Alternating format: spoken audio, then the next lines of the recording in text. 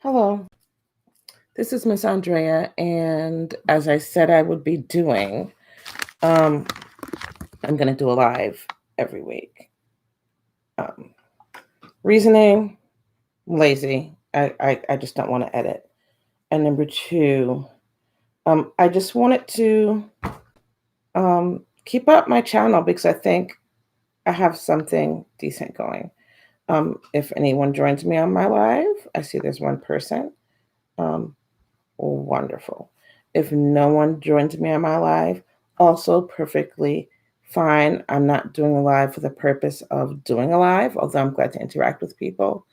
I'm doing a live just to talk and make footage for my YouTube channel. So, this has been an interesting week. And if you follow my channel at all, you know me as a homeschooling parent who has been making videos on YouTube for since YouTube started maybe 10 years ago. And I had a little income trickling in. I used to get like $100 every few months until, that whole fiasco happened a couple of years ago. Um, and now I'm just like, oh, will I ever get to 1,000 viewers? Will I ever? Whatever. But that's not the point. That's neither here nor there. The point is, I have valuable information as a veteran homeschooler who's done the thing, and I have started my own homeschool program in the last year, and COVID is making things interesting, but we are growing. So I'm just literally going to go over my week because it's been really interesting. Um, I am not just a former homeschooler because, humans, we do a lot of things. I am also a theater artist. I make costumes. I never ever act. Um, I never ever dance. I never ever sing. Um, I make costumes, and I am on the board. I'm a board member. I raise money um, for a small theater, and I've directed, and I've produced a great deal of shows. And currently, since COVID started, I've started writing. I wrote a monologue that someone performed for me, and they just made it better than I ever thought it could be. And I've done a 10-minute short, because a lot of people are doing the streaming, so I've had some actresses perform my work. And I'm currently working on a full length play. Um, and the topic of that play is joy. Because when you see plays that involve Black people, they are often contentious and mournful and depressing. And we are more multifaceted than that. So, since I'm talking about theater, let's talk about this week. I live in the Atlanta metro area, and a lot of our local theaters have been like, Black Lives Matter, we love Black people, and they've been putting that on social media. And a lot of the Black Atlanta artists have been like, bull crap. Um, and to the point where they started telling their stories and specific things that happened to them, to the point where one of the biggest regional theaters we have here closed. Um, well, everyone's closed, but what they did was the board got involved um, and fired everyone. And they're going to build the whole theater from scratch because some of the things that have happened to BIPOC, Black, Indigenous, people of color, all of us, all of those people, have been egregious.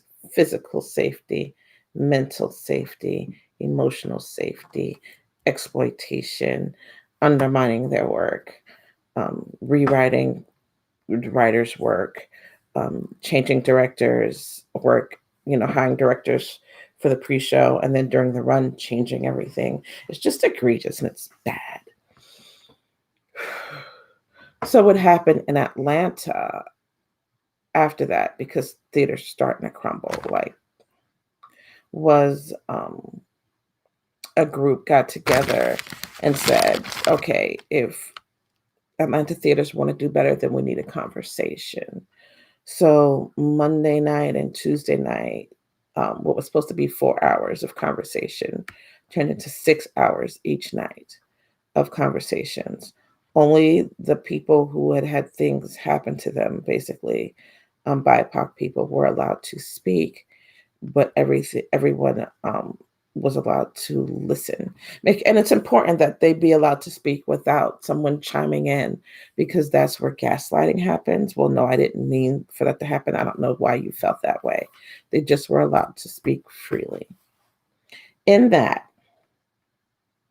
90% of the theaters, and the biggest theaters in the Atlanta area, were called out by name, and some really hurtful things have happened backstage, on stage, in auditions, etc. And so what happened was, some people are calling it the conversation, some people are calling it a racial reckoning. Um, and it was emotionally devastating and cathartic at the same time.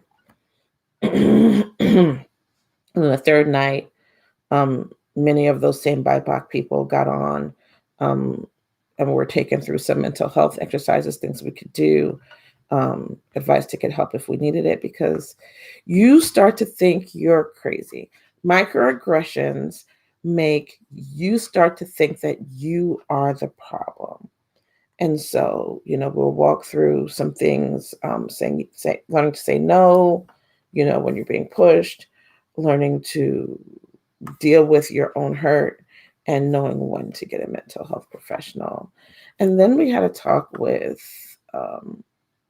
older elders in the community, and they gave us a little bit of a spanking that many didn't appreciate, um, because they were like, what do you mean you weren't trained amongst Black theater makers? Like, we were trained amongst Black theater makers. And so all those microaggressions never bothered us because we went into the theater confident. That doesn't exist. That doesn't exist. And for me, that's where I personally have zeroed in, because I work with kids anyway. I work with kids of all nationalities. I don't discriminate. Um, However, there are no places in Atlanta for Black students to train that doesn't either completely drain the parents' pocketbook, or make that child feel singled out, as they are the only one in the room. And we have to change that. I got into theater as a stage mom because I knew that my daughter was, in most cases, the only person in the room, and my son was the only person of color in the sound booth, sound light. He was the only tech of color, and sometimes he was the only tech. Period. And so that's why I got involved in theater. I stayed in theater because that is going to be my daughter's career, and we just both have a passion for stories. Um, I I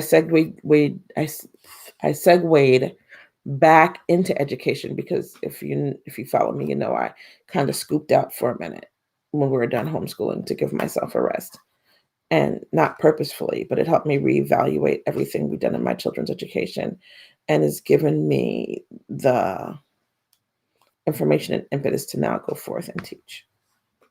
All that said, I feel like I am in a unique position to create opportunities to educate young people in the arts, especially BIPOC people in the arts. Will I exclude white people from my training? Absolutely not. But I won't have the kind of training where Black children are the only kids in the room, where shows are constantly chosen that relegate them to parts of maids and waiters and the sassy, mean person. I believe in teaching all kids together, but I believe in doing it in a way that gives everyone opportunities, and not just who theater stories are traditionally written from, which means I'll be writing stories. Uh, yeah. And so that's how my week went. um, it was exhausting. I also closed my um, store space furnishings business. And over time, because of problems with my back and neck, I ended up not, getting vintage furniture pieces and refinishing them, which is what I was doing in the beginning. But I started doing more, small items, pillows, pillows, you know, and things like that. I closed my business. Two reasons. Um, During COVID, I found out that I was more profitable at my table than in the store. And if you understand how vintage businesses work, one person owns the store and then they carve it up, and then different people have a different space and you pay rent on that space. And then you get a check every month based on what was sold. I was constantly being undermined in the space that I just moved out of and in the space that I was in before that. Um, the first space I was in, uh, I was doing great, and then the election cycle happened, the last election cycle, and business in that area just dropped because that community was mainly Hispanic, and they literally pulled in and stopped buying things. Can you blame them? I can't. Anyway, the second place I was in undermined my sales, and the place that I was just currently in undermined my sales. They wouldn't let me have a front space, even though I'd had myself on the list for a front space. Every time a front space came up, they had a reason why they gave it to someone else. And then they would just constantly go into my booth and take notes. And then I would see my same items or items just enough removed from mine for sale in other booths at a lower price. And when I agreed to open my booth space in this location, I was told that there's no copying allowed, absolutely none. And that's not true. If you were a favorite for whatever reason, there was no copying allowed. But if you were indispensable, they copied you. So, and I think the final straw was when I made a bunch of masks and they were selling from my table like gangbusters. My husband just doesn't like people coming to our house. And then so when the store reopened, the store never really closed, even though the owner had COVID.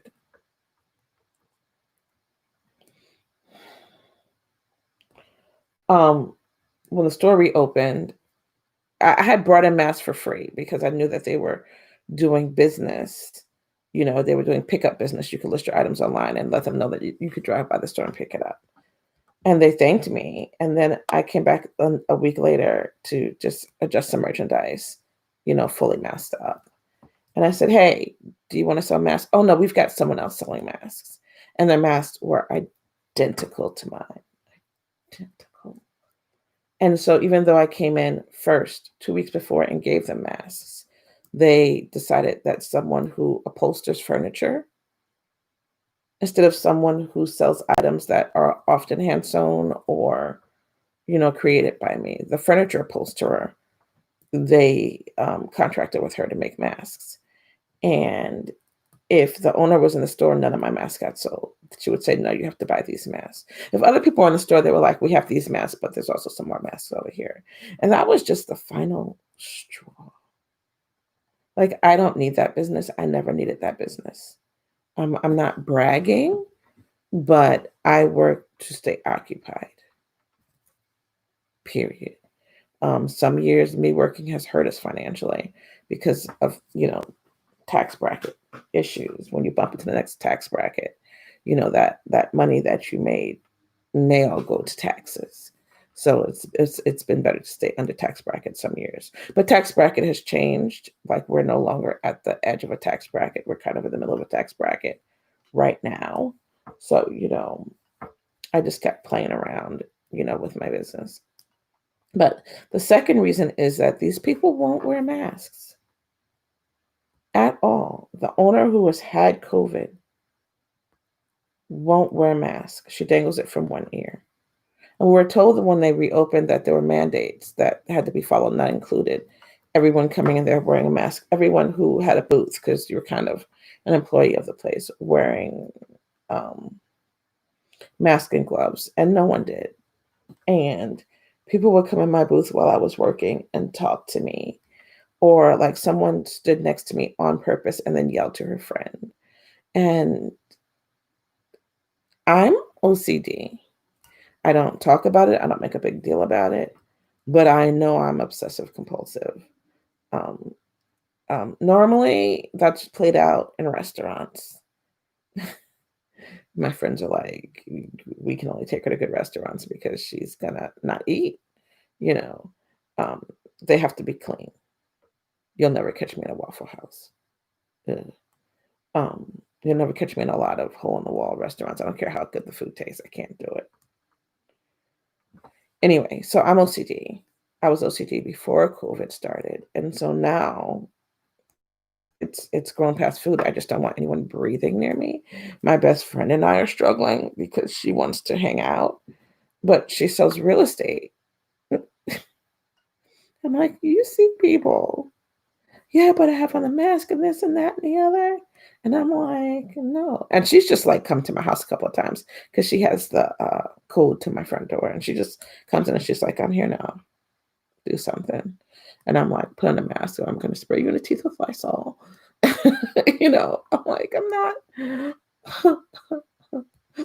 I'm not okay. Look, I'm not okay when it comes to this virus. And then I also had to have a strong conversation with my chiropractor. I have to go to the chiropractor every week. Excuse my eye, it's blurry. There's something in it. Um, I have arthritis, top vertebrae, bottom vertebrae. And if I don't get adjusted and make sure that everything's aligned, I get migraines. And it scares my family. Not only do I feel like hell, but it scares my husband and it scares my adult children. Um, so, I take care of it. But they won't wear masks. We're in deep suburban Georgia. Um, Not bragging. We're in a well-to-do neighborhood. Very well-to-do neighborhood. Well, not that very. Like, we're not rich, but we're super comfortable. I have to drive through a golf course to get to the chiropractor. And no one here will wear masks. I feel like they think that their money will protect them from the virus.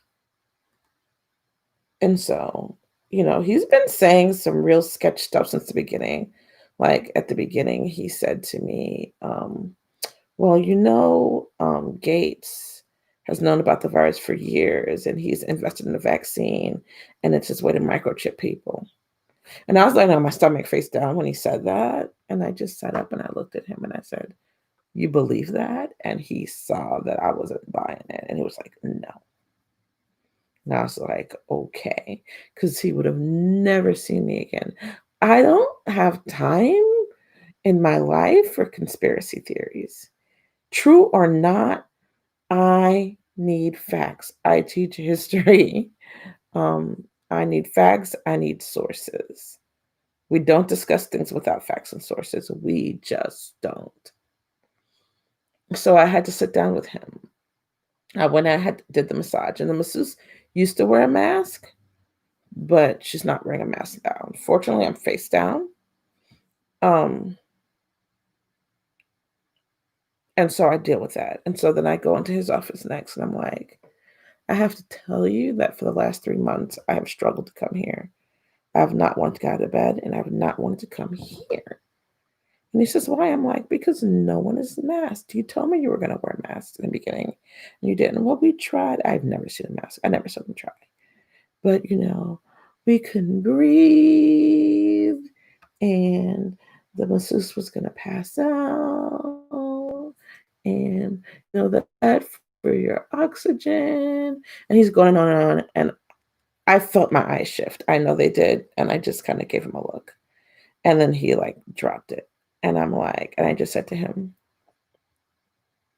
my BMI, my A1C, my skin color.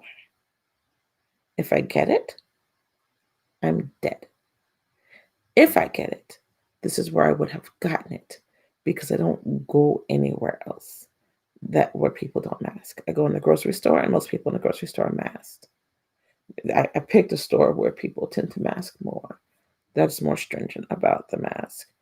Um, and I've gone a couple of places, but I've been fully masked. I only go places that mandate masks. And it's usually quick errand. It's always quick errand. Um, so I had to have that conversation. The final conversation is so exciting. So exciting. We're working on curriculum for next year, and I'm writing it. So right now I am rewriting last year's curriculum because there's some things I want to add in that we didn't cover, especially considering where we are in history right now. We're still not going to go past the Reagan years, but I have more insight to some things that we taught then.